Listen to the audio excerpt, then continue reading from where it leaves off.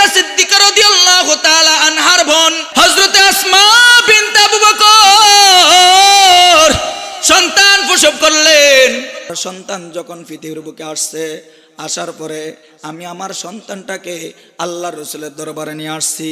আল্লাহর রসুলের দরবারে আনার পর আল্লাহর রসুল খেজুর আনলেন। খেজুর আইনা আল্লাহর রসুল চাবাইলেন। চাবায়া আল্লাহর রসুল প্রথম কিছু থুতু আমার ছেলে নবজাতক শিশু আব্দুল্লাহ ইবনে জুবায়ের, আব্দুল্লাহ ইবনে জুবায়েরের মুখে দিলেন। আব্দুল্লাহ ইবনে জুবায়েরের মুখে এরপরে কতটুক চিবানো খেজুর আব্দুল্লাহ ইবনে জুবায়েরের দাঁতের উপরের মারিতে লাগায় দিয়েছেন। মুসলমান ইতিহাসের কিতাবের ভিতরে লেখে আব্দুল্লাহ ইবনে জুবায়ের একজন ঐতিহাসিক সন্তান। এই আব্দুল্লাহ ইবনে জুবায়ের পৃথিবীর বুকে আগমন করার পর সর্বপ্রথম নবী আলাইহিস সালাতু ওয়াস সালামের থুতু পান করেছি। সন্তান পৃথিবীর বুকে আসার আগে, সন্তান পৃথিবীর বুকে আসার আগেই সন্তানের একটা হক আছে। কয়টা? জোরে বলুন, আরো জোরে। সন্তান পৃথিবীর বুকে আসার আগেই সন্তানের একটা হক আছে। সেটা কি? প্রথম নম্বর হক হলো আমি সন্তানের জন্য যে মা নির্বাচন করব, আমি সন্তানের জন্য যে মা উপহার দিব, আমি সন্তানকে যে মা দিব, ওই মাটা আদর্শওয়ালা মা, ওই সন্তানটা চরিত্রবান মা, ওই সন্তানটা কোরআন হাদিস আমল করনেওয়ালা মা, নামাজিওয়ালা মা, দিনদার মা, কোরআন হাদিস পড়নেওয়ালা মা একজন উপহার দিতে হবে। কথা বলেন ঠিক কিনা? আল্লাহ রসুল বলেন, বুখারী শরীফের রওয়ায়াত, ক্বালা রাসূলুল্লাহি সাল্লাল্লাহু আলাইহি ওয়াসাল্লাম, তুনকাহুল মারআতু লিআরবাইন ওয়ালিমালিহা ওয়ালিহাসাবিহা ওয়ালিজামালিহা ওয়ালিদীনিহা ফাসফার বিজাতিদ্দিন তারিবাত ইয়াদাক। আল্লাহর রাসূল বলেন, আমার উম্মত, এ আমার উম্মতের দলেরা, তোমরা যখন বিবাহ করবা, তোমরা তোমাদের সন্তানের জন্য প্রথম নাম্বার যে মা নির্বাচন করবে। তোমরা যখন তোমাদের মায়ের, তোমাদের সন্তানের জন্য মা উপহার দিবে, সেই মাটা যে কোনো মা হলে হবে না, সেই মাটা বাজার করনেওয়ালা হলে হবে না, যেই মাটার চরিত্র খারাপ, নামাজ পড়ে না, পর্দায় থাকে না, যেই মাটা কোরআন পড়ে না, হাদিস পড়ে না, নামাজ পড়ে না, এরে আমার উম্মত, এরকম মা তোমরা তোমাদের সন্তানকে উপহার দিও না। তোমরা যদি তোমাদের সন্তানকে উত্তম চরিত্রওয়ালা আদর্শবান মা উপহার দাও, কেমন মা? আল্লাহর রাসূল বলেন, আমার উম্মত, তোমরা যখন বিবাহ করবা তখন 4টা গুণ দেখে বিবাহ করবা। যে নারীর ভিতরে 4টা গুণ থাকবে, আল্লাহর রাসূল বলেন, আমার উম্মত, প্রথম নাম্বার গুণ হলো ওয়ালি মালিহা, যেই মহিলাটার মাল আছে, ধন সম্পদ আছে, তার মানে বুঝা গেল যৌতুক নেওয়া যাবে। কথা বলেন, সবাই বলেন, জোর হলো না, আরো জোরে। মেরে মোহতারাম ভাইও, যৌতুক নেওয়া হারাম। কথা বলেন ঠিক কিনা? যৌতুক নেওয়া যাবে না। ওয়ালি মালিহা, প্রথম নাম্বার যে গুণটা, সেটা হলো আপনার বিবির, অর্থাৎ যেই মেয়েটাকে বিবাহ করবেন ওই মেয়েটার ধন সম্পদ আছে কিনা। ওয়ালি হাসাবিহা, দ্বিতীয় নম্বর মেয়েটার বংশ কেমন, মেয়েটার বংশ মর্যাদা ভালো কিনা লক্ষ্য করতে হবে।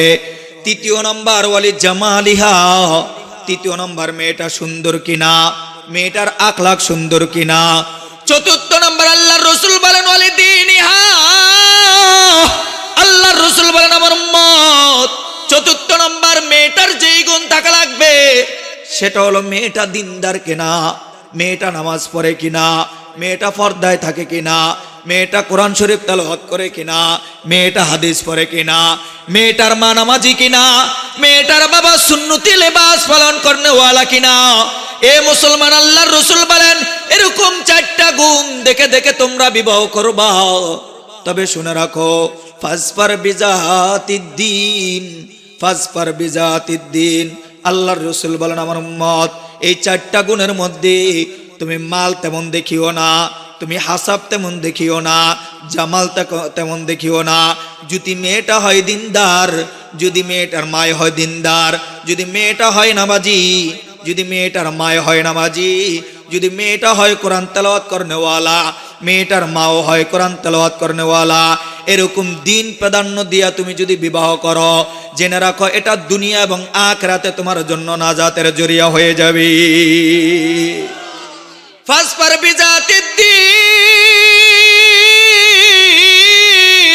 আল্লাহর রাসূল বলেন আমার উম্মত তোমরা দিনকে প্রাধান্য দিবা, দিনকে গুরুত্ব দিবা, দিনদারিত্বকে গুরুত্ব দিবা।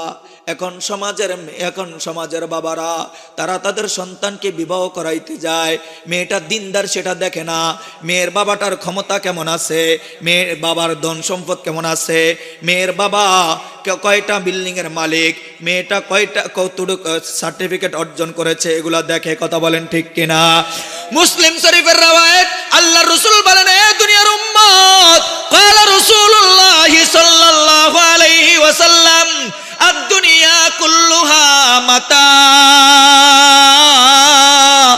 আখায়রু মাতাইদ দুনিয়া আল মারআতুস সালিহা। আল্লাহর রাসূল বলেন উম্মত যদি দুনিয়াতে তোমার বিবিটা হয় ভালো, যদি দুনিয়াতে তোমার বিবিটা হয় দিনদার, যদি দুনিয়াতে তোমার বিবিটা হয় আদর্শবান, যদি দুনিয়াতে তোমার বিবিটা হয় একজন নামাজিওয়ালা, তাহলে বুঝবা এই বিবিটাই তোমার উত্তম সম্পদ আল্লাহ তোমাকে দান করেছে। এরকম দিনদার পরেজগার, এরকম দিনদার আদর্শবান মহিলার থেকেই আল্লাহ পাক দিনদার সন্তান দেন। কথা বলেন ঠিক কিনা? আরো জোরে বলেন ঠিক কিনা? এ লালমোহন উপজেলার ভাইয়েরা, কেমনে বুঝাইলে আপনারা বুঝবেন? আমার বাসা নাই, আমার জানা নাই, কেমনে বুঝাইলে আপনারা বুঝবেন? মাটা যদি দিনদার না হয়, ওই মায়ের থেকে কখনো আদর্শবান সন্তান আশা করা যায়? জোরে বলুন। মা যদি বেনামাজি হয়, দিনদার সন্তান আশা করা যাবে? আরো জোরে বলেন। মা যদি বেনামাজি হয়, মা যদি ফরকিয়া সম্পর্ক করনেওয়ালা হয়, শুনে রাখবেন ওরকম মহিলা থেকে কখনোই আদর্শবান সন্তান আশা করা যায় না। বাবাজি, আম গাছ থেকে যেমন জাম আশা করা যায় না, কাঁঠাল গাছ থেকে যেমন লেসুর আশা করা যায় না, তেরকম বেদিন মহিলার থেকে দিনদার সন্তান আশা করা যায় না। মুসলমান ভাইরা আমার, ইতিহাসের কিতাবের ভিতরে দিনদার মহিলা যদি বিবাহ করান, ওরকম দিনদার মহিলার গর্ভ থেকে দিনদার সন্তান আসারও বহুত ঘটনা আছে। আমি আপনাদেরকে বুঝাইতেছি রে বাবারা। হযরত ওমর ফারুক রাদিয়াল্লাহু তাআলা আনহুর নাম শুনেছেন? সবাই বলুন। হযরত ওমর ফারুক ইসলামের দ্বিতীয় খলিফা। হযরত ওমর গভীর রজনী, রাত্রে বেলা সে তার রাষ্ট্র পরিচালনা করে, রাত্রে বেলা সে তাহাজ্জুদ পড়ে মদিনার অলিতে গলিতে হাঁটে। কেন হাঁটে? চোর বাটপার ধরার জন্যে। কথা বলেন। সিটিং বাটপার ধরার জন্যে। কথা বলেন। না না না, হযরত ওমর তাহাজ্জুদ পড়ে মদিনার অলিতে গলিতে হাঁটেন। দেখেন আমার প্রজারা কে কোন অবস্থা আছে, আমার মুসল্লিরা, আমার অধীনস্থরা কে কেমন আছে, খেয়ে আছে না না খেয়ে আছে, দুঃখে আছে না সুখে আছে, দেখা দরকার আছে না নাই? কথা বলেন। আরো জোরে বলেন। বাবাজি ভাইয়েরা আমার, এ লালমোহনের ভাইয়েরা, সেই জমানার ওমর রাত্রে বেলা ঘুমায় না, তার অধীনস্থদের খোঁজ খবর নেই। আর এখনকার জমানার নেতা পাতারা নাকে সরিষার তেল দিয়া ঘুমায়, নাকে সরিষার তেল দিয়া ঘুমায়, আর তার অধীনস্থরা সারা রাত না খায়া থাকি। হযরত ওমর গভীর রজনীতে হাঁটতেছেন, রাত্রের শেষ মুহূর্তে হযরত ওমর দেখতে পাইলেন, শুনতে পাইলেন, কানের ভিতরে আওয়াজ আসে। ঘরের ভিতর থেকে কে যেন বলতেছে, মা মা উঠো উঠো, গভীর রজনী হয়ে গেছে, রাত্র শেষ হয়ে যাচ্ছে, সকাল হয়ে যাবে, ও মেয়ে জলদি করে ওঠো, আমাদের গাভীর দুধ দহন করতে হবে, গাভীর থেকে দুধ দোয়াইতে হবে, দুধ দোয়ায়া মদিনার ওকাজ নামক বাজারে বিক্রি করতে হবে। ও মেয়ে, তবে আমাদের গাভীর যেহেতু দুধ কম হয়, দুধের সাথে একটু পানি মিশ্রিত করে দেব, যাতে করে দুধের পরিমাণ বেশি হয়। দুধের পরিমাণ বেশি হলে টাকার অঙ্কটা বেশি হবে। এরকম মুসলমান আপনাদের উপজেলায় আসেনি? মালে ভেজাল দেয়, দুর্নীতি করে, ব্যবসায় মানুষকে ঠগায়, আসেনি? জোরে বলুন, আসেনি? এ মুসলমান, আল্লাহ রসুল বলেন, ক্বালা রাসূলুল্লাহি সাল্লাল্লাহু আলাইহি ওয়াসাল্লাম, আত্তাজিরু সুদুকুল আমিন মিনান নাবিয়্যিন ওয়াস সিদ্দিকিন ওয়াস শুহাদাই ওয়াস সালিহিন। আল্লাহর রাসূল বলেন, আমার উম্মত, ও আমার পাগল পরা উম্মতরা, শোনো, তোমাদের মধ্যে যারা ব্যবসা করবা, ব্যবসাটা যদি হালাল ভাবে করো, ব্যবসাটা যদি ইসলামের পন্থায় করো, ব্যবসাটা যদি আল্লাহর সন্তুষ্টির জন্য করো, মালের ভিতরে ভেজাল দাও না, মালে কম দাও না, মানুষকে ঠগাও না, এরকম যদি আল্লাহকে সন্তুষ্ট করার জন্যে মালটা ব্যবসাটা যদি হালাল পন্থায় করো, হালাল তরিকায় করো, আল্লাহর রাসূল বলেন, আমার উম্মত এরকম ব্যবসায়ীরা কাল হাশরের ময়দানে আমি নবী রাসূলদের সাথে, সিদ্দিকদের সাথে, শুহাদা এবং সালিহিনদের সাথে জান্নাতে চলে যাবে। মুহাম্মদ কি নিশানি, বিরক্ত হইতেছেন? চলবে? মুহাম্মদ কি নিশানি রাখো দিল মে হমেশা, मुहम्मद की निशानी रखो दिल में हमेशा, ताके शबी मर्दे कमल, ताके शबी मर्दे कमल उम्मते मुस्तफा, ताके शबी मर्दे कमल उम्मते मुस्तफा।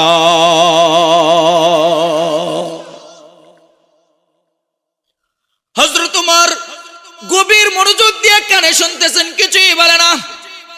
মেয়েটার মা যখন মেয়েকে বললেন দুধের সাথে পানি মিশ্রিত করে দিতে হবে, দুধের পরিমাণ বেশি হবে, টাকার অঙ্ক বেশি হবে, মেয়েটা দিনদার মাকে ডেকে বলে, মা গো মা, আমিরুল মুমিনিন হযরত ওমর মদিনার শাহী মসনদে বসে এলান করেছে, কেউ যেন মালে ভেজাল না দেয়, যদি ধরতে পারে কঠিন সাজা দিব গো মা।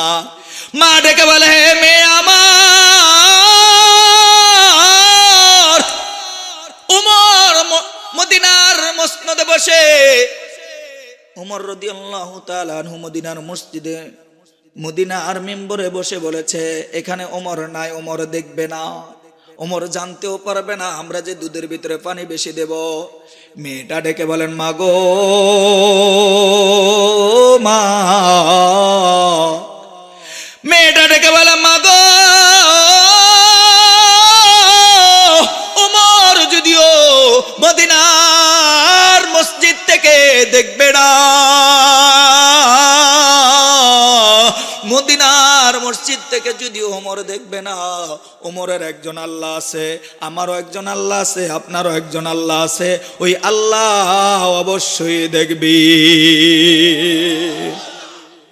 ওয়াসিররু কাওলাকুম আবিজহারু বিহি ইন্নাহু আলিমুম বিদাতিস সুদূর।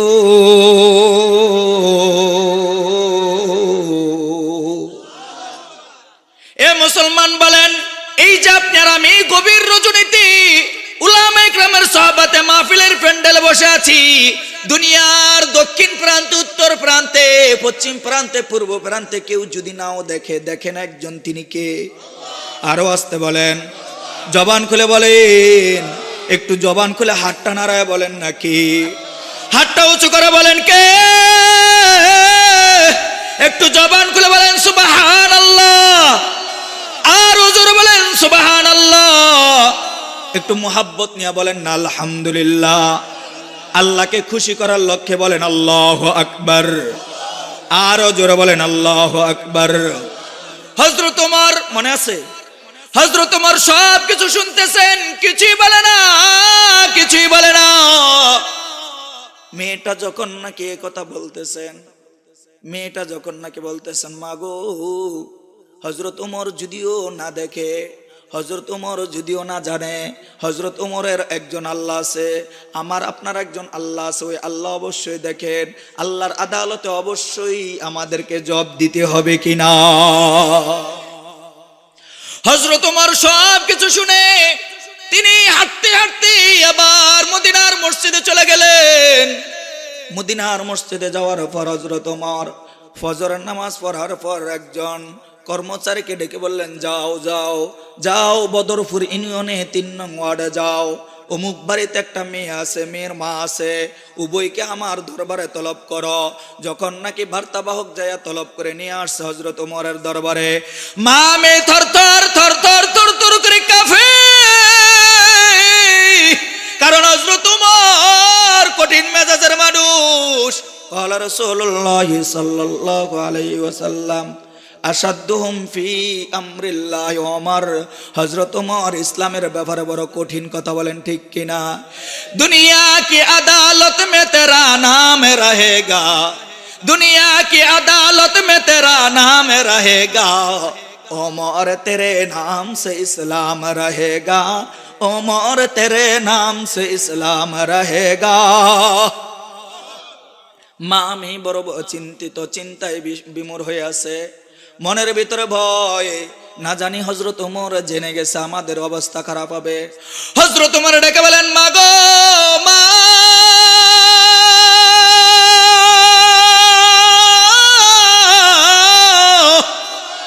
এ মা,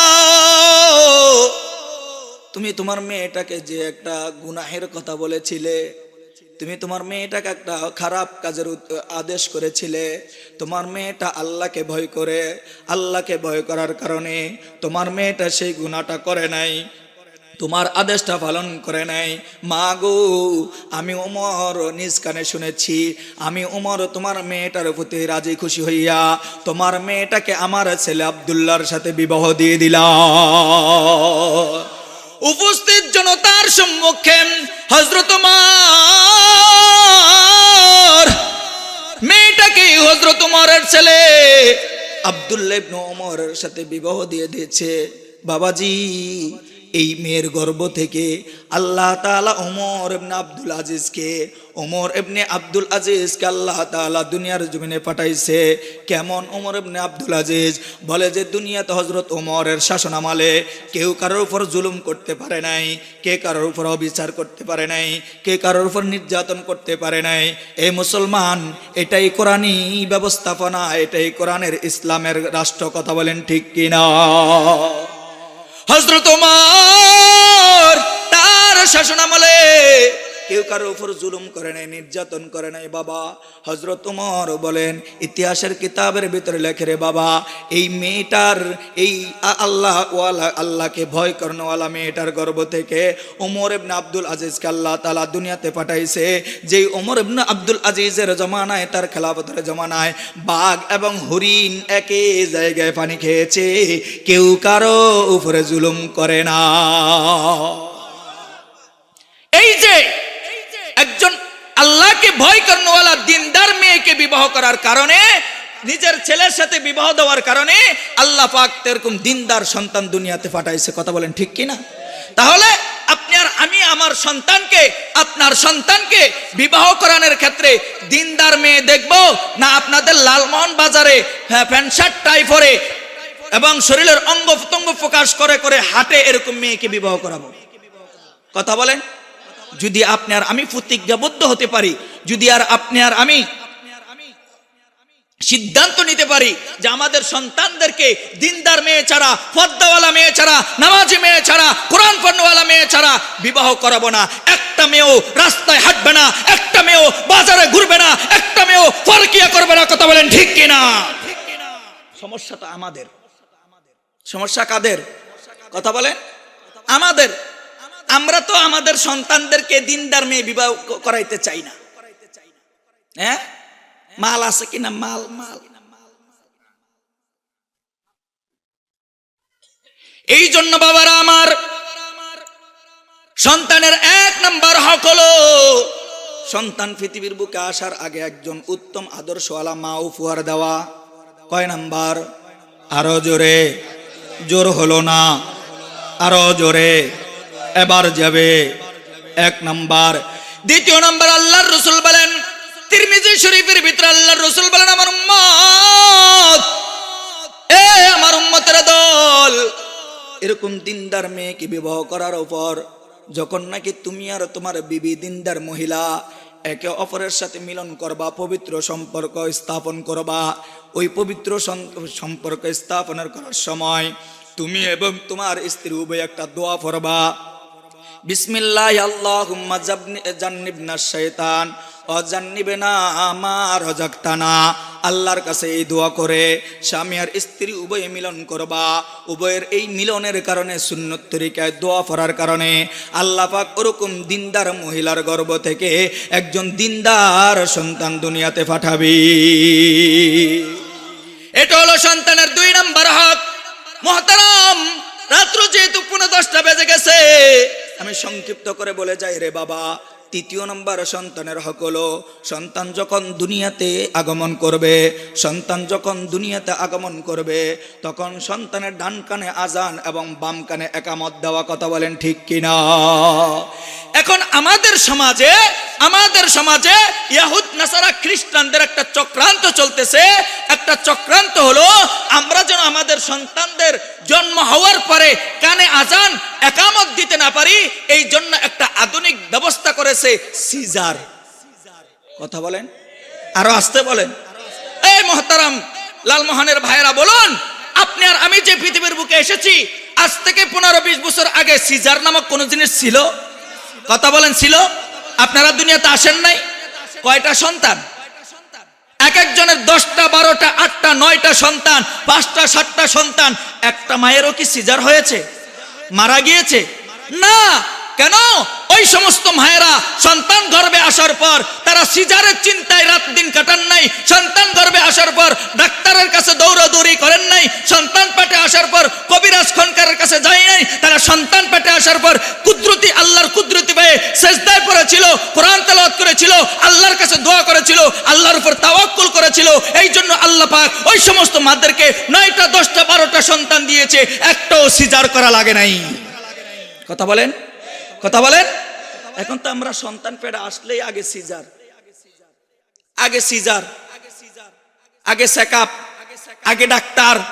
ওরে মা, মাসের মধ্যে 3-4 বার। আমার এই বয়ান ডাক্তাররা শুনলে বলবে যে হুজুর আমাদের কিসমত মারি দিছে, বাত কমাইছে। ও ভাই, সিজার করান, তবে বহু ডাক্তার নামে কষায় আছে যারা মা বোনদেরকে এই পরীক্ষা নিরীক্ষার নামে, সন্তান প্রসবের নামে তারা সন্তান মাদেরকে জীবন অঙ্গহানি করে দেয়। কথা বলেন। এই জন্য খবরদার, যেই সমস্ত মায়েরা আমার আওয়াজ শুনতেছেন, যেখানে যেখানে আমার আওয়াজগুলো পুষতেছে, ও মা শুনো, তুমি তোমার মায়ের দিকে লক্ষ্য করো, তুমি তোমার শাশুড়ির দিকে লক্ষ্য করো, তুমি তোমার দাদির দিকে লক্ষ্য করো, তুমি তোমার নানির দিকে লক্ষ্য করো। তারা 10টা 12টা সন্তান দিয়েছে, একটারও সিজার লাগে নাই, একটারও সিজার লাগে নাই। কারণ তারা আল্লাহর উপর তাওয়াক্কুল করেছে। আল্লাহর উপর তাওয়াক্কুল করলে আল্লাহ বলেন, আমি তোমাদের জন্য যথেষ্ট হয়ে যাব। কথা বলেন ঠিক কিনা?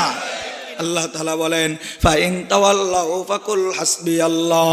এ বান্দা, তোমরা যদি আমি আল্লাহর উপর তাওয়াক্কুল করো, আমি আল্লাহই তোমাদের জন্য যথেষ্ট। তাহলে আমরা তাওয়াক্কুল করব কার উপর? আরো জোরে। এরা সন্তান কত নাম্বার হক? 3 নাম্বার। জোরে বলেন, কয় নাম্বার? 1 নাম্বার। মুখস্থ করেন। 1 নাম্বার সন্তানের জন্য আদর্শবান মা। 2 নাম্বার, জেমা করার সময় অর্থাৎ সহবাস করার সময় দোয়া পড়া। কি পড়া? দোয়াটা যদি আরবিতে নাও জানি, কমসে কম বিসমিল্লাহ বলে এরপরে আল্লাহর কাছে বাংলাতে বলবেন, আল্লাহ আমাদের স্বামী এবং স্ত্রী উভয়ের মিলনের মাঝখানে শয়তান থেকে হেফাজত করেন। পারবেন না? এবং আমাদের উভয়ের মিলনের মাধ্যমে যে সন্তানটা আসবে, ওই সন্তানটাকেও শয়তানের ওয়াসওয়াসা থেকে হেফাজত করেন। পারবো তো ইনশাআল্লাহ? এটা হলো কয় নাম্বার? 2 নাম্বার।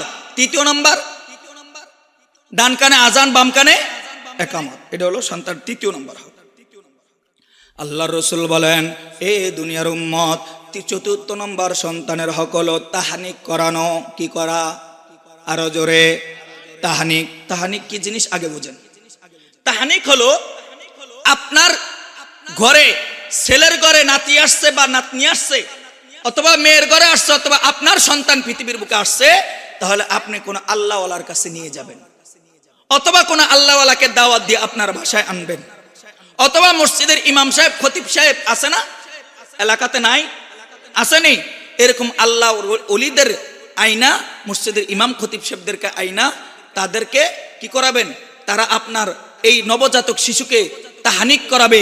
তাহানিক হলো সে একটা খেজুর নিবে, খেজুর নিয়ে মুখে চাবাবে, কিছু লালা নবজাতক শিশুর মুখে দিবে, এরপরে চাবানো একটু খেজুর শিশুর এই দাঁত, উপরের দাঁতের মারিতে লাগায় দিবে। এটার নাম তাহানিক।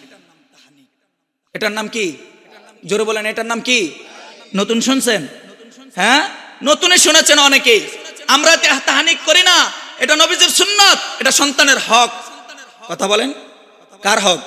আল্লাহর রাসূল বলেন, এ ভাইরা আমার, তিরমিজি শরীফের ভিতরে আসছে, আল্লাহর রাসূল বলেন, এ দুনিয়ার মানুষ,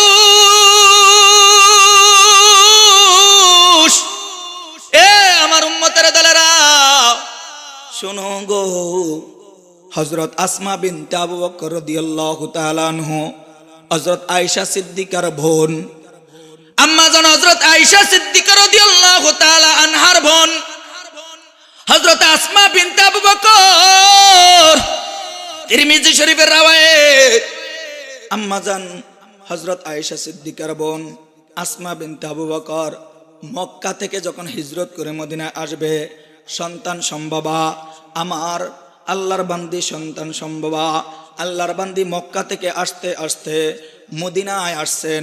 মদিনার কোবা মসজিদ নামে একটা জায়গা আছে, যারা হজ করতে গিয়েছেন সেই জায়গাটা দেখেছেন। এই কোবা নামক মসজিদের জায়গার ভিতরে হযরত আসমা বিনতে আবু বকর সন্তান প্রসব করলেন। হযরত আসমা নিজেই রিওয়ায়াত করতেছেন, বলে যে আমার সন্তান যখন পৃথিবীর বুকে আসছে, আসার পরে আমি আমার সন্তানটাকে আল্লাহর রাসূলের দরবারে নিয়ে আসছি। আল্লাহর রাসূলের দরবারে আনার পর আল্লাহর রাসূল খেজুর আনলেন, খেজুর আইনা আল্লাহর রাসূল চাবাইলেন, চাবায়া আল্লাহর রাসূল প্রথম কিছু থুতু আমার ছেলে নবজাতক শিশু আব্দুল্লাহ ইবনে জুবায়ের, আব্দুল্লাহ ইবনে জুবায়েরের মুখে দিলেন। আব্দুল্লাহ ইবনে জুবায়েরের মুখে এরপরে কতটুক চিবানো খেজুর আব্দুল্লাহ ইবনে জুবায়েরের দাঁতের উপরের মারিতে লাগায় দিয়েছেন। মুসলমান ইতিহাসের কিতাবের ভিতরে লেখে, আব্দুল্লাহ ইবনে জুবায়ের একজন ঐতিহাসিক সন্তান।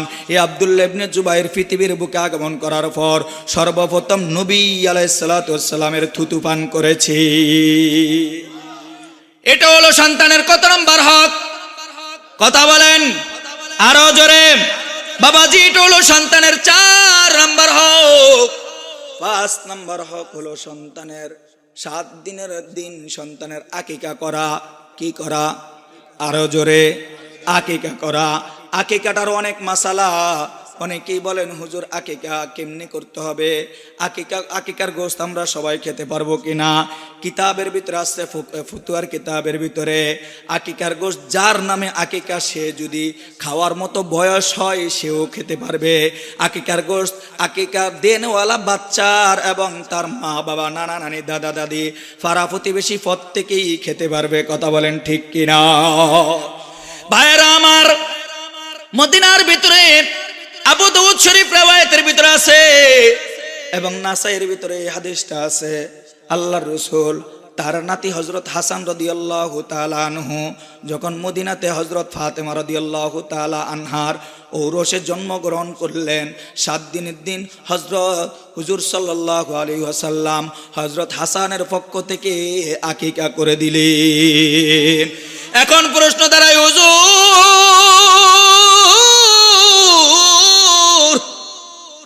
আকিকা কয়টা করব, কেমনে করব? মেরে ভাইরা আমার, আকিকা করার জন্যে আকিকা করার জন্যে। আপনার গর্ভে যদি একটা সন্তান হয় ছেলে, তাহলে 2টা, আর যদি মেয়ে হয় 1টা। এখন আবার অনেকে প্রশ্ন করবে, হুজুর আকিকা যেই ছাগল দিয়া দেব, ওই ছাগলটা বেটা হবে না বেটি হবে? মুসলমান, হাদিসে পাকের ভিতরে আসছে আপনি আপনার সন্তানের জন্য আকিকা করবেন, ছাগলটা বেটা বেটি এই ব্যাপারে কোনো পার্থক্য নাই, যেটা ইচ্ছা সেটা দ্বারাও দিতে পারবেন। এখন প্রশ্ন, হুজুর আমার তো ছেলে সন্তান জন্মগ্রহণ করেছে, 2টা দ্বারা আমি আকিকা করা সম্ভব না, আমার অর্থবিলিটি ভালো না, এখন হুজুর কি করতে পারি? আল্লাহর রাসূল বলেন, আমার উম্মত তোমার যদি সামর্থ্য না থাকে, একটা ছাগল দেওয়া হলেও তুমি তোমার সন্তানের আকিকা করে দাও। তিরমিজি শরীফের ভিতরে আসছে আল্লাহর রাসূল সাল্লাল্লাহু আলাইহি ওয়াসাল্লাম তার নাতি হযরত হাসানের পক্ষ থেকে একটা ছাগল আকিকা করেছেন। সুবহানাল্লাহ বলবেন না? কয়টা? তাহলে বোঝা গেল সামর্থ্য যদি না থাকে তাহলে একটা ছাগল দিয়েও ছেলের পক্ষ থেকে আকিকা করা, কথা বলেন, আকিকা করা, এটা হলো সন্তানের কয় নাম্বার হক? আরো জোরে, আরো জবান খুলে বলেন, কয় নাম্বার? বিরক্ত হইতেছেন? চলবো। সন্তানের 5 নাম্বার হক। 6 নাম্বার হক, 6 নাম্বার হক হলো 7ম দিন যখন আকিকা করবেন তখন সন্তানের মাথা মুন্ডন করবেন, অর্থাৎ বেল করবেন, টাক টাক টাক। চিনেননি আপনারা? আপনাদের লালমোহন ভাষায় কি বলে এটারে? মাথার চুল ফালায় দেওয়া কি বলে? টাক ঠুন্ডা, যেডি কোন। আমরা কমি মাদ্রাসার হুজুররা মাশাআল্লাহ প্রতি 2 মাস পর পরে বেল হইতাম। বেল বেল বেল, এই বেল করবেন। আল্লাহর রাসূল বলেন, এ আমার উম্মত, 6 নাম্বার সন্তানের হক হলো তুমি তোমার সন্তানের 7 দিনের মাথায় চুলটা মুন্ডন করো, চুলটা ফালায় দাও, বেল করো, টাক করো। আল্লাহর রাসূল সাল্লাল্লাহু আলাইহি ওয়াসাল্লাম হযরত হাসানকে 7 দিনের মাথায় আকিকা করিয়া, আল্লাহর রাসূল সাল্লাল্লাহু আলাইহি ওয়াসাল্লাম হযরত হাসানকে বেল করিয়া, হযরত হাসানকে টাক করিয়া ওই চুলগুলাকে মদিনার বাজারে নিয়া, স্বর্ণ অলংকারের বাজারে নিয়া ওজন করিয়া ওই পরিমাণ রূপা অথবা সোনা অথবা ওই পরিমাণ টাকা আল্লাহর রাস্তায় সদকা করিয়া দেওয়া, এটা সন্তানের হক। আপনার সামর্থ্য আছে, সন্তানের চুলটা 7 দিনের মাথায় সাইসা বেল কইরা ওইটারে ওজন কইরা ওই পরিমাণ স্বর্ণ রূপা অথবা যদি আপনার সামর্থ্য থাকে রূপার পরিমাণ মূল্য আল্লাহর রাস্তায় কি করে দেওয়া, কথা বলেন, কি করে দেওয়া, এটা সন্তান কয় নাম্বার হক? 6 নাম্বার। কয় নাম্বার?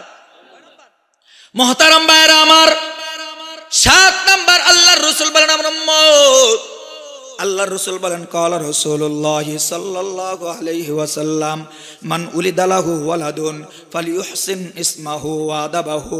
আল্লাহর রাসূল বলেন, বুখারী শরীফের হাদিসে পাকের ভিতরে আল্লাহর রাসূল বলেন, আমার উম্মত, মান উলিদা লাহু ওয়ালাদুন ফালিয়ুহসিন ইসমাহ। আল্লাহর রাসূল বলেন, যখন তোমাদের কারো কোনো সন্তান হবে, যখন তোমাদের কারো কোনো সন্তান হবে তখন ওই সন্তানের একটা ফালিয়ুহসিন ইসমাহু, সুন্দর অর্থবোধক নাম রাখবা। সুবহানাল্লাহ, সুন্দর অর্থবোধক নাম, সুন্দর ইসলামিক নাম। এখন আমরা আমাদের সন্তানের নামও রাখি প্রিয়াঙ্কা, ওয়াজিব গুন্নাহ, কি কথা বলেন, কি? এরপরে আমরা আমাদের ছেলে সন্তানের নাম রাখি সুমন, রতন, সবুজ, হিরণ, কিরণ, আছে না নাই? এগুলা ইসলামিক নাম, জোরে বলুন। কিন্তু আপনারাই তো রাখছেন আপনাদের সন্তানের নাম। মুহতারাম ভাইরা আমার, সন্তানের 7 নাম্বার হক হলো আল্লাহর রাসূল বলেন, ফালিয়ুহসিন ইসমাহ। এ আমার উম্মত, তুমি তোমার সন্তানের একটা সুন্দর অর্থবোধক নাম রাখো। কেমনে নাম রাখবেন?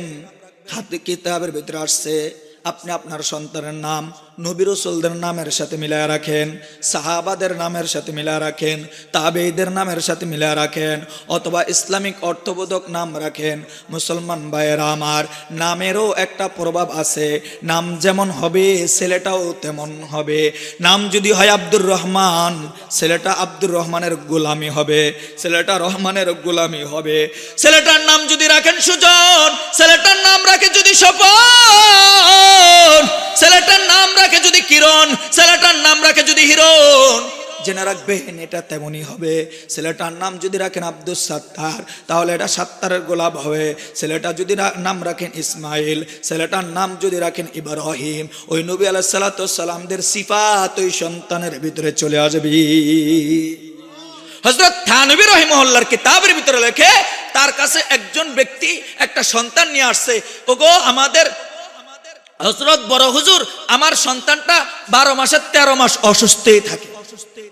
এরকম নাই? এরকম সমাজে সন্তান নাই? খালি অসুস্থ, একটার পর একটা লাগিয়ে থাকে। হযরত থানভী রাহিমাহুল্লাহ জিজ্ঞেস করলেন,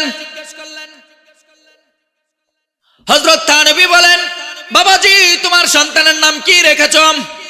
আল্লাহর বান্দা আগন্তুক ব্যক্তি বলে, উস্তাদ জি আমার সন্তানের নাম হলো কলিমুল্লাহ। একটা হলো কালিমুল্লাহ কাফ দিয়া, আর একটা হলো কলিমুল্লাহ। কলিম শব্দের অর্থ হলো আহত, কলিম শব্দের অর্থ নিহত, কলিম শব্দের অর্থ রোগাক্রান্ত, কলিম শব্দের অর্থ বেরাইম্মা। বুঝলেন না কি? অসুস্থ, রোগাক্রান্ত, আহত। আচ্ছা আহত কারে বলে? যে সুস্থ। কথা বলেন আরো জোরে, যে সুস্থ না অসুস্থ? তো আপনি নামে রাখছেন ছেলেটার নাম অসুস্থ, তো এটা সুস্থ হবে জীবনে? কথা বলেন। কিতাবের ভিতরে আসছেন হযরত থানভী রাহিমাহুল্লাহ কলিমুল্লাহ শব্দটা পরিবর্তন করেন, এই বাচ্চাটার নাম পরিবর্তন করে রেখে দিলেন সালিমুল্লাহ। সালিম শব্দের অর্থ হলো নিরাপদ, সালিম শব্দের অর্থ হলো আশ্রয়, সালিম শব্দের অর্থ হলো হেফাজত। সালিমুল্লাহ মানে আল্লাহর হেফাজত, সালিমুল্লাহ মানে আল্লাহর আশ্রয়, সালিমুল্লাহ মানে আল্লাহর নিরাপদ। এক সপ্তাহ পর থানভীর কাছে আবার সন্তানটা নিয়ে আসছে। আয়েশা বলে, হুজুর ও আমাদের ওস্তাদ জি, আমার সন্তানটা এক সপ্তাহ যাবত সুস্থ হয়ে গেছি। তাহলে বোঝা গেল সন্তানের নাম যা তা রাখা যাবে না, সন্তানের নাম যা মনে চায় তা রাখা যাবে না। সন্তানের নাম রাখতে হবে ইসলামিক, সন্তানের নাম রাখতে হবে কোরআন হাদিস অনুযায়ী, সন্তানের নাম রাখতে হবে নবী রাসূলদের নাম অনুযায়ী, সন্তানের নাম রাখতে হবে সাহাবাদের নাম অনুযায়ী, সন্তানের নাম রাখতে হবে তাবিঈনদের নাম অনুযায়ী, সন্তানের নাম রাখতে হবে ইসলামিক নাম। কথা বলেন ঠিক কিনা? আরো জোরে বলেন ঠিক কিনা? মুসলমান ভাইয়েরা আমার, আপনি ইসলামিক নাম রাখলে সন্তানের অনেক উপকার দুনিয়া তো আছে আখিরাত তো আছে। কথা বলেন ঠিক কিনা? থানভী রাহিমাহুল্লাহ লেখেন, আল্লাহর একজন বান্দা, আল্লাহর একজন বান্দার নাম আব্দুর রহমান। বেচারা অনেক জমিদার, বেচারা অনেক টাকা পয়সাওয়ালা। মনোযোগ আছে? কার কার আছে একটু হাত তুলে দেখাই তো। নারায়ে তাকবীর, সবাই হাত তুলেন। নারায়ে তাকবীর, হাত নাড়া দেন, নাড়া দেন। নারায়ে তাকবীর, হাত মুট করেন, ছাড়েন, মুট করেন, ছাড়েন, বলেন আল্লাহু আকবার। আরো জোরে বলেন আল্লাহু আকবার। আল্লাহর বান্দা জমিদার মানুষ, আল্লাহর বান্দা জমিদার, তার একজন কর্মচারী আছে। আল্লাহর বান্দা থানভী রাহিমাহুল্লাহ কিতাবের ভিতরে লেখে, হাকিমুল উম্মত কিতাবের ভিতরে লেখে, রে বাবা আল্লাহর বান্দা জমিদার মানুষ একজন কর্মচারী নিয়ে একটা অনুষ্ঠানের ভিতরে রওনা হবে। এখন বেচারা জমিদার, তখনকার জমানার মতো এরকম প্লেন ছিল না, এরকম স্টিমার ছিল না, ট্রেন সচরাচর ছিল না। আল্লাহর বান্দা এক জায়গা থেকে আরেক জায়গায় ট্রেনে যাবে। এখন বেচারা জমিদার মানুষ যদি কর্মচারীকে নিজের সাথে একে বগির ভিতরে নেয়, তাহলে ফ্যাক্টরিজে বাড়ে, ফ্যাক্টরিজে আত্মগৌরবে। কথা বলেন আত্মগৌরবে। আচ্ছা বলেন, চেয়ারম্যান আর এলাকার পাতি নেতা একসাথে বসতে পারে? বসবে? এটা তার গায়রতে লাগবে না? আল্লাহর বান্দা জমিদার মানুষ কর্মচারীকে বললেন, বাবা আমরা কথার কথা ভোলা স্টেশনে নামবো, তুমি থার্ড ক্লাসে, তোমার জন্য আমি টিকিট কেটে দিলাম, সেখানে নামবা, সেখানে বসো। ভোলা সদরের আগে তুমি নামবা না, তবে শোনো ট্রেনটা ভোলা সদরে নামার সঙ্গে স্টেশনে স্থান করার পরে সাথে সাথে তুমি নাইমা আমার বগিতে আসবা।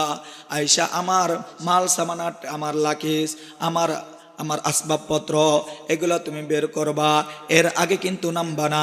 আল্লাহর বান্দা গরিব, একজন কর্মচারী সাধারণ মানুষ, আর ওইদিকে জমিদার ফার্স্ট ক্লাস ফার্স্ট বগিতে টিকিট কাইটা রওনা হয়ে গেছে। আল্লাহর বান্দা জমিদার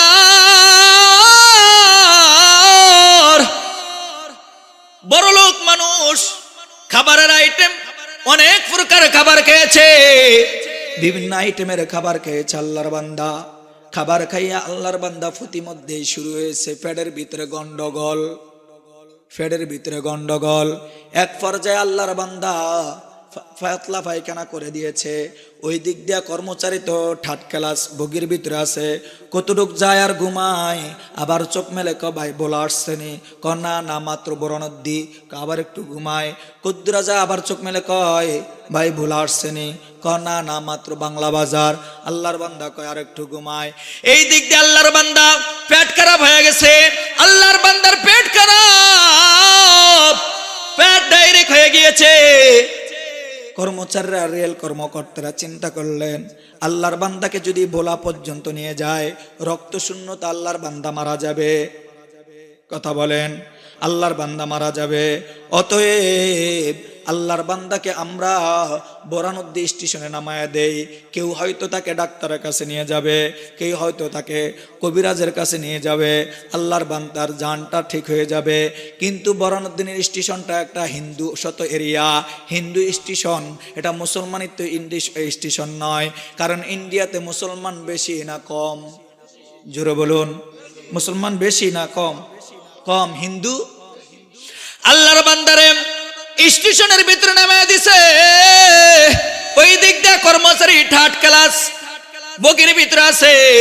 আল্লাহর বান্দার খবর নাই, কারণ তাকে তো বলে দিয়েছে ভোলা সদরের আগে নামবে না। আল্লাহর বান্দা সেই বুকের ভিতরে আছে। ওই দিক দিয়া জমিদার বেচারা যখন পেট খারাপ হয়ে গেছে, ডাইরেক্ট হয়ে গেছে, আল্লাহর বান্দাকে ভরানুদ্দিন নামায়া দিছে। হিন্দু শত স্টেশন, সবাই দৌড়াই আসছে। একজন হিন্দু কুলি দৌড়াই আসা চিন্তা করলো, হায়রে আল্লাহর বান্দা মুমূর্ষ অবস্থায়, যদি আল্লাহর বান্দার একটু ডাক্তার দেখানো যায় হতে পারে তার জানটা ফিরে আসবে। আল্লাহর বান্দা হিন্দু কুলি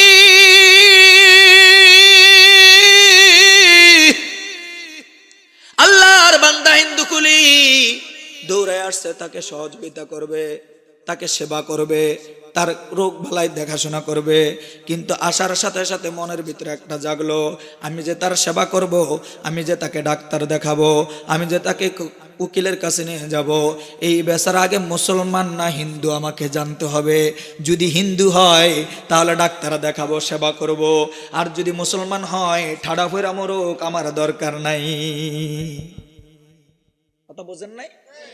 এবার হিন্দু কুলি কিভাবে বুঝবে মুসলমান না হিন্দু? পুরা মাথার তালু থেকে নিয়ে পায়ের তালু পর্যন্ত মুসলমানদের কিছুই নাই, দাড়ি নাই, টুপি নাই, লম্বা জামা নাই। কথা বলেন, এরকম মুসলমান আমাদের সমাজে আসেনি? যেই সমাজটা আছে ওই সমাজটা আপনাদের বদরপুর থেকে কতটুক দূরে?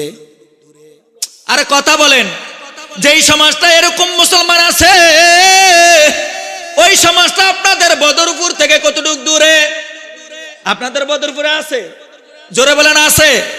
আছে যেটা আপনারা কইছেন, আমি বললাম না। বাবাজি, যারা এরকম আছে, মুখে দাড়ি নাই, মাথায় টুপি নাই, লম্বা জামা নাই, এরা নামকে মুসলমান হতে পারে, এরা হাকিকতান কখনোই মুসলমান নয়।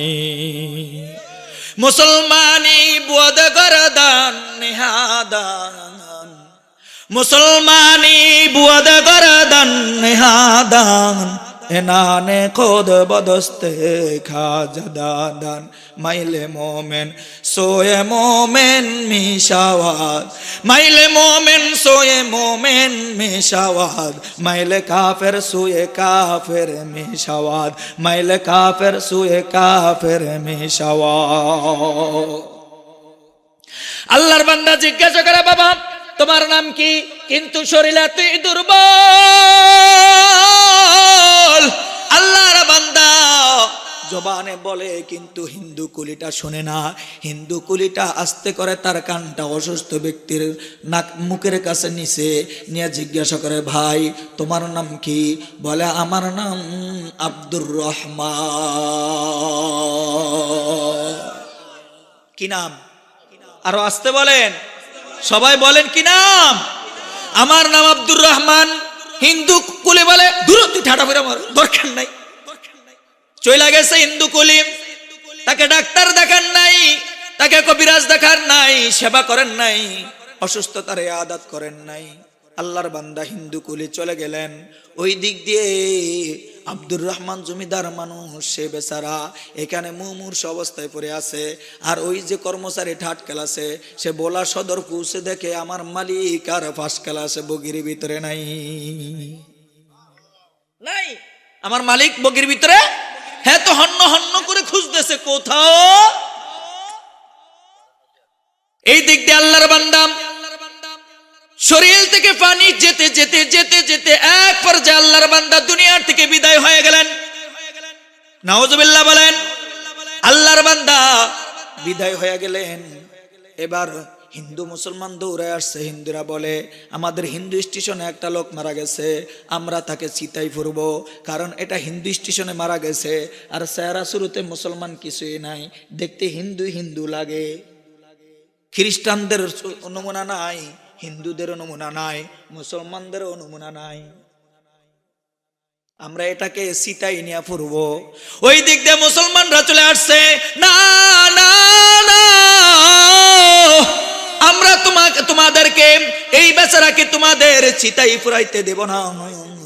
একজন অপরিচিত মানুষ এখানে মারা গেছে, আমরা তাকে মুসলমানি রীতিনীতি আদর্শ অনুযায়ী কবরস্থ করব। দুই গ্রুপে যখন লাগছে ঝগড়া, দুই গ্রুপে যখন লাগছে পিটাপিটি তর্কাতর্কি, এই মুহূর্তে ওই হিন্দু কুলি দৌড়ে আসছে। হিন্দু কুলি আইসা তার হিন্দু সনাতনী ভাইদেরকে বলে, ভাই খবরদার, এই বেচারাকে মুসলমানদের হাতে ছেড়ে দাও, এই বেচারাকে তোমরা চিতাই ফোরায়ও না।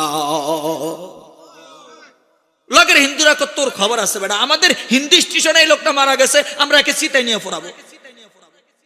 কোথায়? আরে কথা বলেন, কোথায় ফুরতে হবে?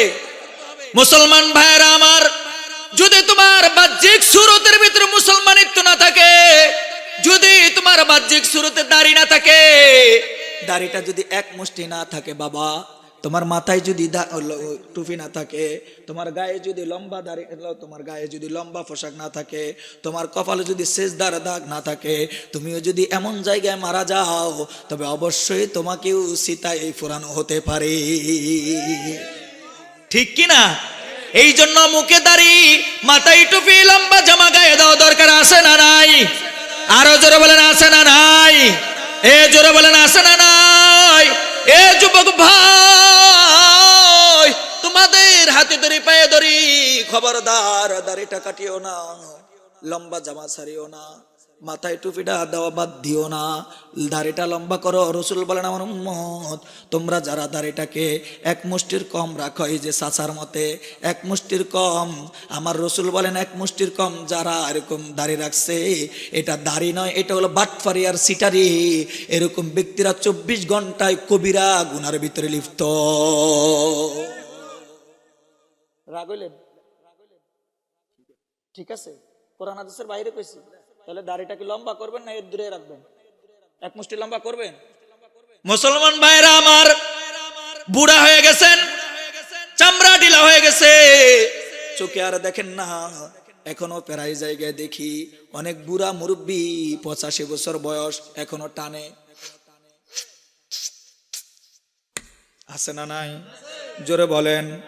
কদম সুয়ে মারকাদ, কবি বলেন কদম সুয়ে মারকাদ, নজর সুয়ে দুনিয়া, কদম সুয়ে মারকাদ, নজর সুয়ে দুনিয়া, किधर जाता रहे और किधर देखता रहे, किधर जाता रहे और किधर देखता रहे। বাবা তোমার চামড়া ঢিলা হয়ে গেছে, তুমি ভালো করে দাঁড়াতে পারো না, তোমার চোখে এখন ঝাপসা ঝাপসা দেখো, এখন তুমি হাতে শক্তি দিয়ে কিছু ধরতে পারো না, মজবুতের সাথে হাঁটতে পারো না, হাতে লাঠি নিয়ে হাঁটো।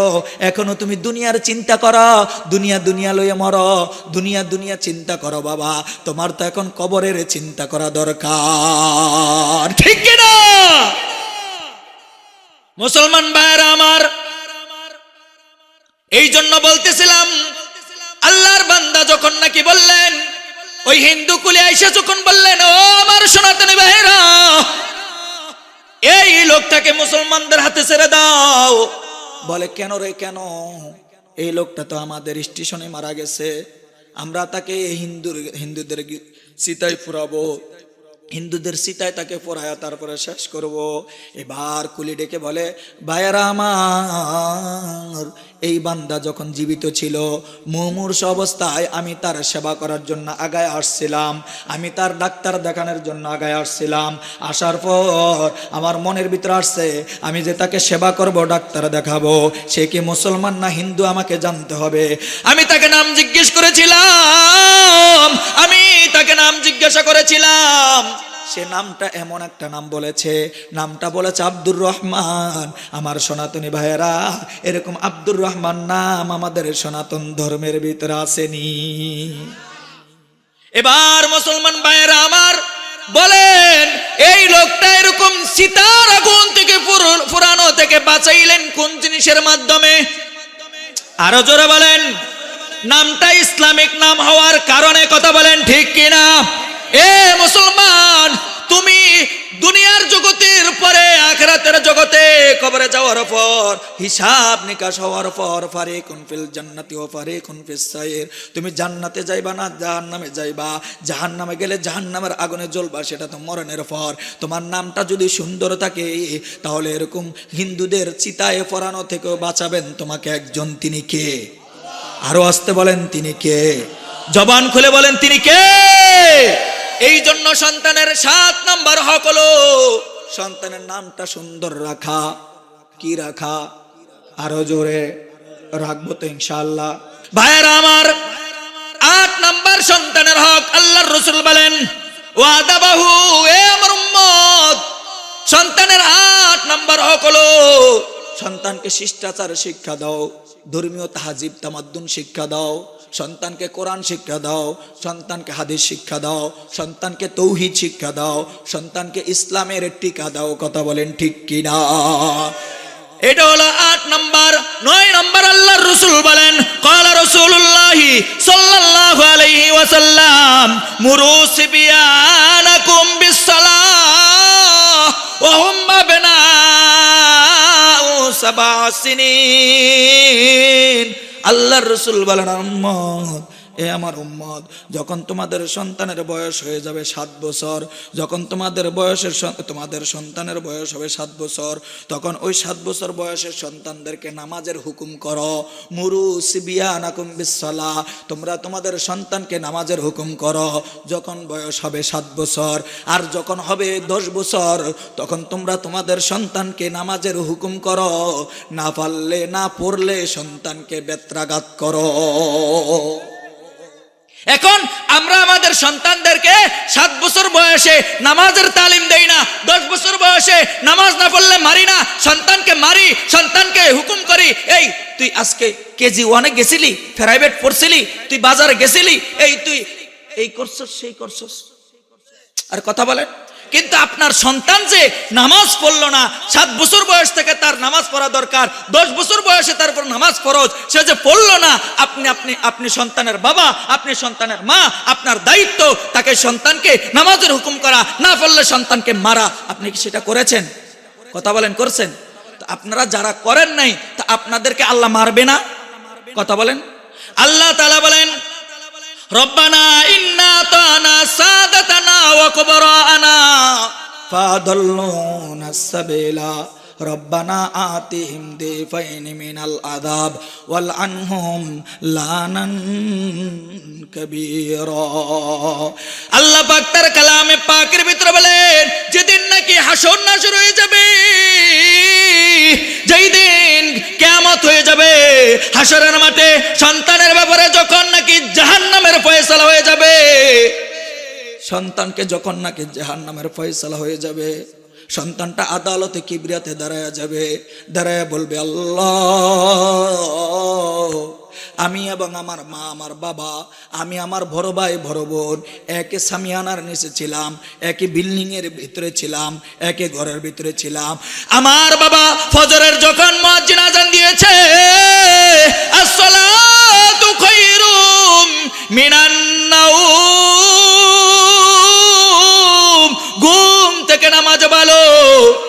থেকে নামাজ ভালো, ঘুম থেকে নামাজ ভালো, একা থেকে জামাত ভালো। আর মাথা নাড়েন কেন? জবান দিয়ে বলেন ঠিক কি না? ঘুম থেকে নামাজ ভালো, একা থেকে জামাত ভালো। আমার বাবার কানের ভিতরে যখন নাকি শব্দটা পৌঁছলো, আমার বাবা লফ ক্যাম্বল ফালায়া, আমার বাবা ঠান্ডা পানি দিয়ে উজু করে মসজিদে চলে গেছে। সুলতান আহমদ মসজিদে নামাজ পড়তে গিয়েছে। আমি তার যুবক ছেলে, 18 বছর, 20 বছর, 22 বছর, 25 বছরের সন্তান। আমি সুন্দর করে আজানটা শোনার পর ল্যাপটাকে টাইনা মাথার দাঁত দিয়া চাইপা, পায়ের দাঁত দিয়া চাইপা ধরে বলি, না না, ঘুম থেকে নামাজ ভালো নয়, বলকে নামাজ থেকেই ঘুম ভালো। জোরে কর নাউজুবিল্লাহ। আজান শোনে আসো যা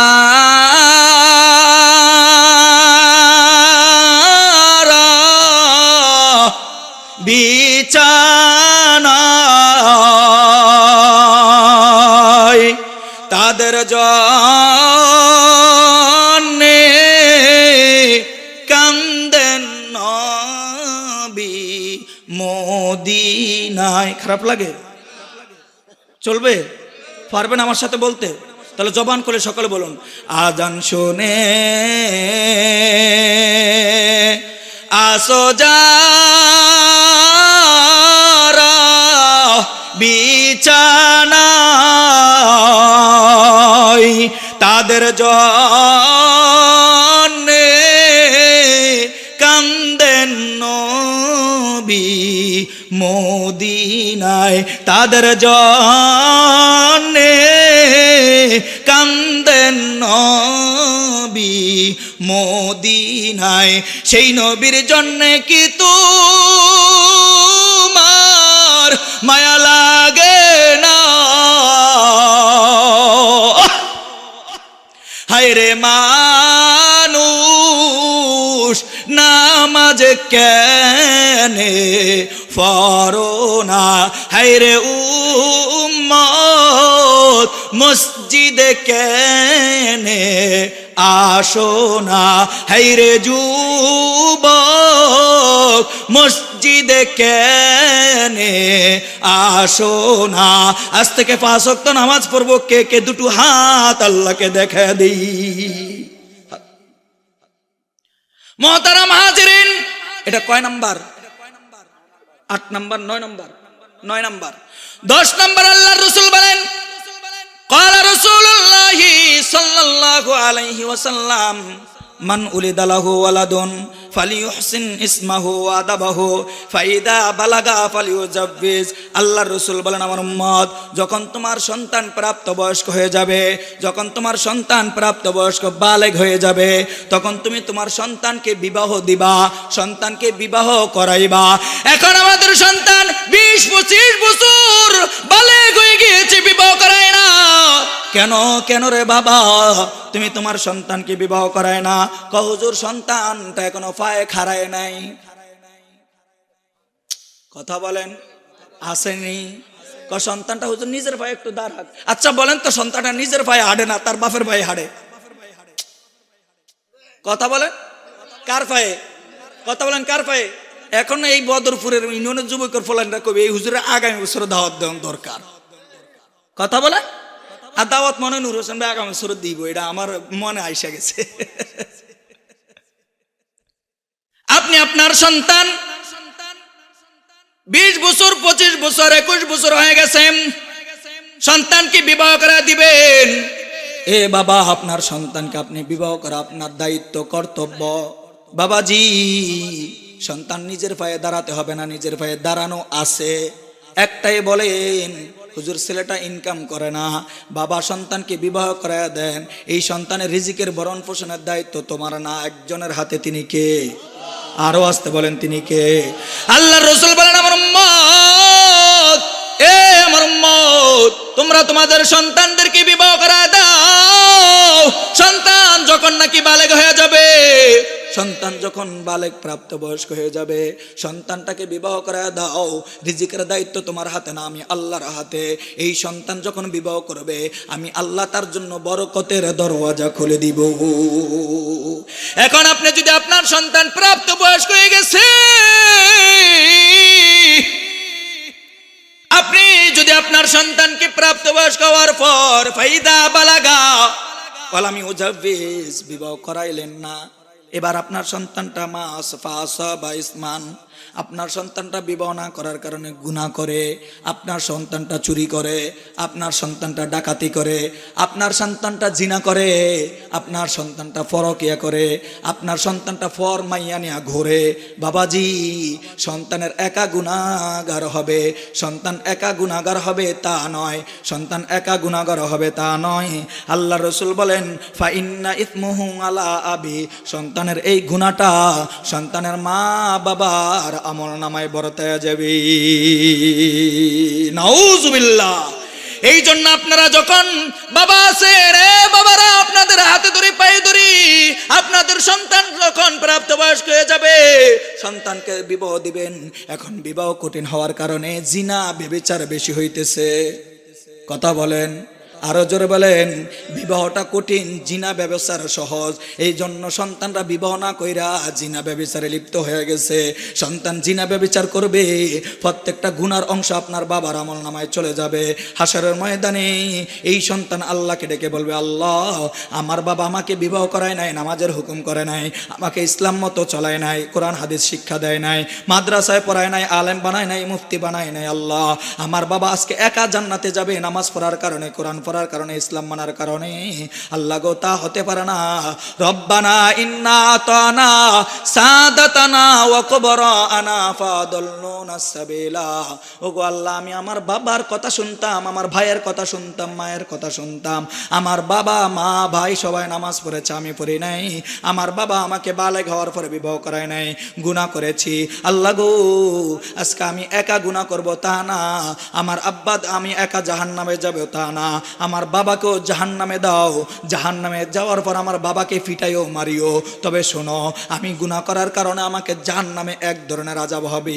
আমার বাবা আমাকে নামাজের হুকুম না করার কারণে, ইসলাম না শেখানোর কারণে, কোরআন হাদিস না শেখানোর কারণে, রব্বানা আতিম দিফাইনে মিনাল আযাব, রব্বানা আতিম দিফাইনে মিনাল আযাব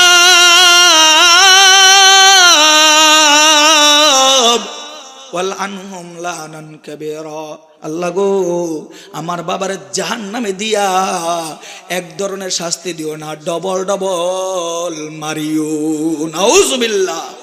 এই জন্য বাবা আপনাদের হাতে ধরে পায়ে ধরি, আপনি আপনার সন্তানের হক আদায় করবেন। আপনি আপনার সন্তানের হক আদায় যদি করে থাকেন, বৃদ্ধ বয়সে সন্তান আপনার সেবা করবে, সন্তান আপনার দেখভাল করবে, সন্তান আপনার উপরে হেসান করবে, আপনার কথার বাহিরে চলবে না। কথা বলেন ঠিক কিনা? আরো জোরে বলেন ঠিক কিনা? বাবাজি আপনি যদি আপনার সন্তানের হক আদায় না করেন, সন্তানকে যদি শিষ্টাচার কোরআন হাদিস শিক্ষা না দেন, নামাজ শিক্ষা না দেন, ইসলামী তাহজিব তামাদ্দুন শিক্ষা না দেন, এই সন্তান আপনাকে বৃদ্ধ বয়সে বৃদ্ধাশ্রমে পাঠাবে। ঠিক কিনা? এই জন্য ভাই আপনাদেরকে আমি সন্তানের 10টা হক, অনেক আলোচনা আরো রয়ে গেছে, প্রায় রাত্র এখন 10:30 বেজে গেছে। এই জন্য আমি আর লম্বা চূড়া করব না। আমি 10:30টার ভিতরে শেষ করার নিয়ত করেছিলাম, কিন্তু আমি আর পারলাম না, সামনে আরো অনেক কথা রয়ে গেছে। আল্লাহ যদি তৌফিক দান করেন, যাহা কিছু শুনলাম, যাহা কিছু বললাম, আমাদের সকলকে আমল করার তৌফিক দান করুন। চিল্লায় বলুন আমিন, আর জোরে বলুন আমিন। দুরূদ শরীফ পড়েন। আল্লাহুম্মা সাল্লি আলা মুহাম্মাদ وعلى آل محمد كما صليت على إبراهيم وعلى آل إبراهيم إنك حميد مجيد اللهم بارك على محمد وعلى آل محمد كما باركت على إبراهيم وعلى آل إبراهيم إنك حميد مجيد اللهم أنت السلام ومنك السلام تباركت يا ذا الجلال والإكرام ربنا ظلمنا أنفسنا وإن لم تغفر لنا وترحمنا لنكونن من الخاسرين এ জীবনে না করি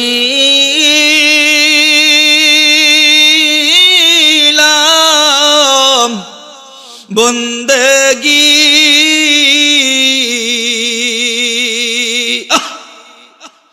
গুনাহ করে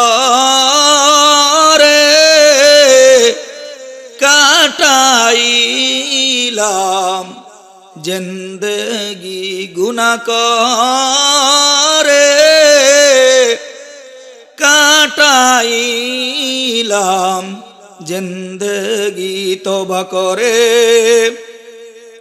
আবার তওবা মাওলা ভাঙ্গিলাম, অবশেষে খাঁটি তওবা করিলাম, অবশেষে খাঁটি তওবা করিলাম। আদর করিয়া মানুষ মাওলা বানায়া কেমনে দিবা জাহান্নামে জ্বালায়া, কেমনে দিবা জাহান্নামে ফালায়া। বান্দা যখন জাহান্নামে মাওলা জ্বলিবে, কেমনে তুমি চায়া চায়া দেখিবে, কেমনে তুমি চায়া চায়া দেখিবে। সকলেরই দরজা হইতে মাওলা ফিরিয়া আল্লাহ, সকলেরই দরজা হইতে মাওলা ফিরিয়া তোমার দরওয়াজায় মাওলা রইলাম তাকায়া, তোমার দরওয়াজায় মাওলা রইলাম পড়িয়া। গুনাহ যত করছি গো মাওলা গোপনে আল্লাহ, গুনাহ যত করছি গো মাওলা গোপনে, ক্ষমা তুমি কর গো মাওলা নিজ গুণে, ক্ষমা তুমি কর গো মাওলা নিজ গুণে। ইয়া ইলাহি ইয়া ইলাহি লাইসা লি খায়রুল আমাল সুআমালি কাসীরুন জাদু কতাতি কলিল। ওগো মাওলা কারীম আল্লাহ,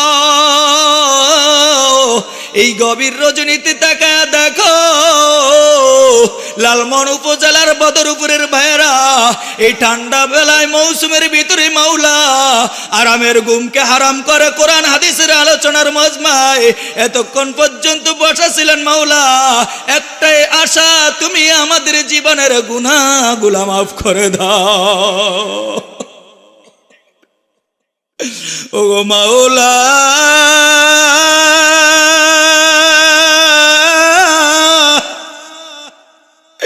এই জীবনে যত গুনাহ করেছি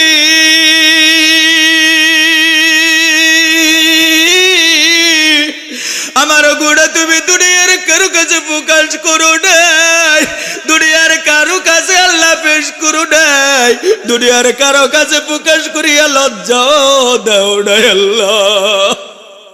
আল্লাহ আমার গুনার খবর আমার মা জানে না, বাবা জানে না, দুনিয়ার কেউ জানে না, কিন্তু তোমার থেকে গোপনটা গোপনটা ওগো মাওলা হাসরের ময়দানের সমস্ত বনি আদমের সামনে গুনাহ প্রকাশ করিয়া লজ্জা দিও না আল্লাহ মেহেরবানি করে হাসরের ময়দানে আমাদেরকে মাফ করে জান্নাত দান করে দিও ওগো মাওলা যা কিছু শুনলাম বললাম আমাদের প্রত্যেককে পরিপূর্ণ আমল করার তৌফিক তুমি দান করে দাও ইয়া রাব্বাল আলামিন মাওলা আমাদের সন্তানের হক আদায় করার তৌফিক তুমি দিয়া দাও আয় আল্লাহ এই সুলতান আহমদ জামে মসজিদকে কবুল করে নাও আল্লাহ এলাকাবাসীকে কবুল আর মঞ্জুর করে নাও আল্লাহ এলাকাবাসীকে হেদায়েত দিয়ে দাও আয় আল্লাহ 5 ওয়াক্ত নামাজি বানায় দাও আল্লাহ পুরুষ বালককে মসজিদমুখী করে দাও মা বোনদেরকে পর্দানিশীন বানায় দাও আল্লাহ মা বোনদেরকে হযরত ফাতেমা খাদিজার সাথে জান্নাত দান করে দিও আল্লাহ ওগো মাওলা কারীম অত্র এলাকায় হাফেজ কোরআন আলেম ওলামাকে কবুল করে নাও প্রত্যেকটা দ্বীনি মাদ্রাস দ্বীনি কওমিয়াকে কবুল আর মঞ্জুর করে নাও আল্লাহ আমাদের কবরবাসীদের কবর আযাব চিরতরে মাফ করে দাও আল্লাহ এখানে যারা হাত তুললেন আল্লাহ অনেকের মা নাই বাবা নাই আল্লাহ কে যেন তার মাকে আর বাবাকে সাদা কাপড়ের প্যাকেট বানায় কবরে থুয়ে আসছে ঘরের কাছে মা যায় বললে আর ডাক দিবে না বাবা বাবা বললে আর ডাক দিবে না ও দয়ার মালিক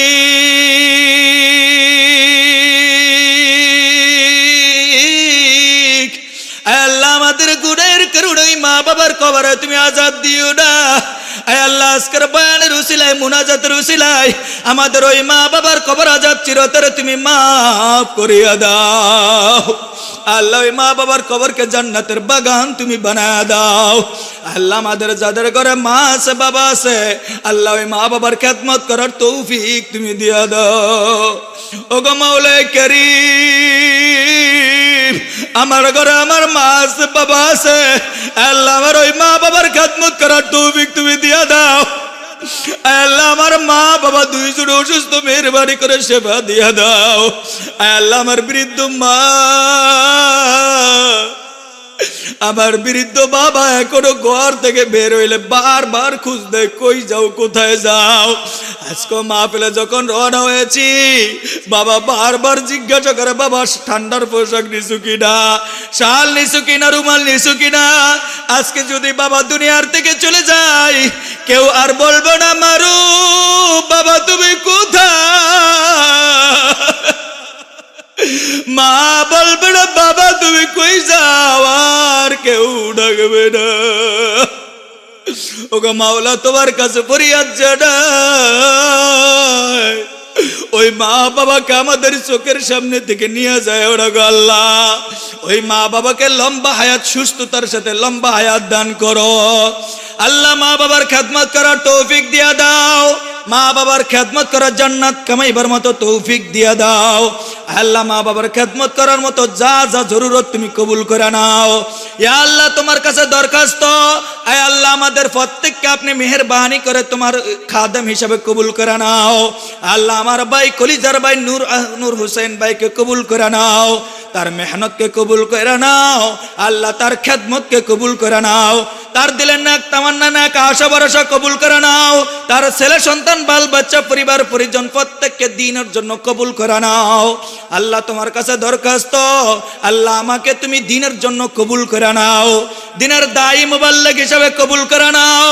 আল্লাহ तमाम পৃথিবীর বুকে দ্বীনের দাওয়াত নিয়ে সফর করার তৌফিক দিয়া দাও কথার বলার ভিতরে আল্লাহ ইখলাস তুমি দিয়া দাও কণ্ঠের ভিতরে নূর বরকত দান করে দাও ইয়া আল্লাহ মাওলা কারীম আমরা যারা তোমার ঘরে যেতে পেরেছি বারবার তোমার ঘরের খানায় কাবা দরিয়া লাব্বাইক বলার তৌফিক দিয়া দাও নবীজির রওজা তারা সালাম পৌঁছাবার মতো তৌফিক দিয়ে দাও আল্লাহ যারা যেতে পারে নাই তাদেরকে মৌতের আগে একবার হলো তোমার ঘরখানায় কাবা যাওয়ার তৌফিক তুমি দিয়ে দাও আয় আল্লাহ আমাদের প্রত্যেককে মরণের সময় কালিমা নসিব করে দিও আল্লাহ ঈমান নিয়ে কবরে যাওয়ার তৌফিক তুমি দিয়ে দিও রব্বানা আতিনা ফিদ দুনিয়া হাসানা ওয়া ফিল আখিরাতি হাসানা ওয়া কিনা আযাবান নার রব্বানা লা তুযিগ কুলুবানা বা'দা ইদ হাদাইতানা ওয়া হাব লানা মিন লাদুনকা রাহমা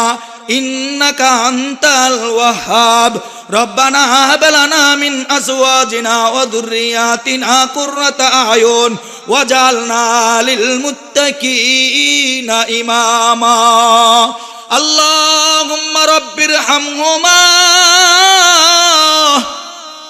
কামা রাব্বায়ানি সগীরা বাবা প্রত্যেকে জবানটা খুলে পড়ি রব্বিরহামহুমা কামা রাব্বায়ানি সগীরা রব্বি জালনি মুকিমাস সালাতি ওয়া মিন যুররিয়াতি রব্বানা ওয়া তাকাব্বাল দুআ সুবহানা রাব্বিকা রাব্বিল ইজ্জাতি আম্মা ইয়াসিফুন ওয়া সালামুন আলাল মুরসালিন ওয়াল হামদুলিল্লাহি রাব্বিল আলামিন।